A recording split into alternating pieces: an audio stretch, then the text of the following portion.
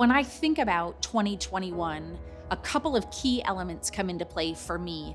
First is acceleration.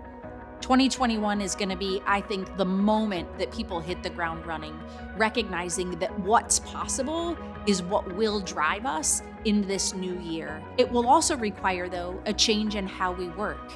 I believe that the true balance that will happen in 2021 will take the best of what we learned in this remote work environment, the heads down, concentrated work that can best be done if I'm sitting in my living room will continue to happen. But the real connection that we must make with each other will happen back face to face. We'll find a way to come together to make the human connection that's so critical in the long run for driving true innovation.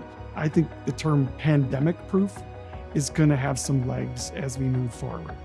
There is going to be a large segment of businesses that are going to look at what has happened in these last 8, 12, 18 months and do whatever they can to prevent their business from being disrupted going forward. They're going to place bets on trying to make their organization as pandemic proof as possible. It's going to get harder before it gets easier. Organizations that have not been able to invest in digital experiences for their clients are finding themselves forced to. Small businesses, large businesses, healthcare institutions are going to be competing on the basis of experience. That customer experience is not just a digital experience, it is how you support your service and how the physical interactions with your clients interact with your digital interactions. You have the multitude of technologies that are available now, be it from autonomous driving vehicles to fintech to the availability of data and AI and ML, and just the accessibility to everybody who has a phone or a variety of devices that are connected in a mesh network around the world. So I think the next decade is going to be an incredible, innovative period for organizations to rethink who they are, why they exist, and what value they create in the world. Businesses need to move at a much higher level of velocity. And so we're talking about how systems have to evolve faster than they've ever evolved before. How do we create systems that can change? Because the world is going to change. So we call that the change-ready infrastructure. And IT has to be able to support reliable, secure environments, and now at the same time, do it in a way that supports flexible and evolvable organizations and enterprises. I think the products that then are out there are going to get smarter and smarter and smarter as time moves on. The idea of more sensors and more telemetry coming out of those sensors from various products into the cloud via an IoT network is just going to take off. We're going to have to, at the leadership level, is permission to try and fail and learn and experiment and try again.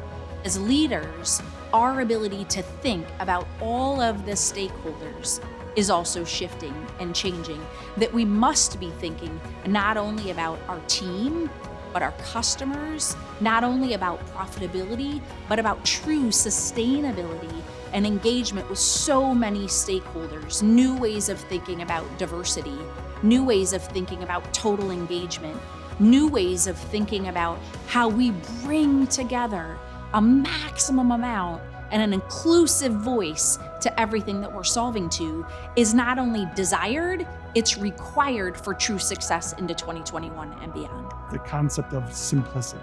There have been numerous instances where organizations or customers have really benefited because they had in their business and strategy models elements of making it as easy and simplistic for their customers to get the service or the product that they needed.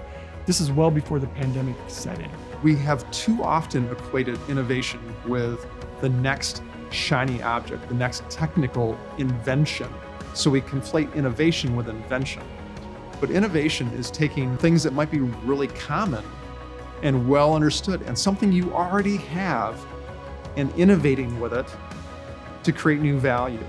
So it might simply be putting a subject matter expert next to a IT specialist and telling them to go after new insights together and telling them they can experiment and learn and decide, and just changing the boundary conditions that occur between IT and the business. And that has driven a huge amount of innovation for some of our clients already.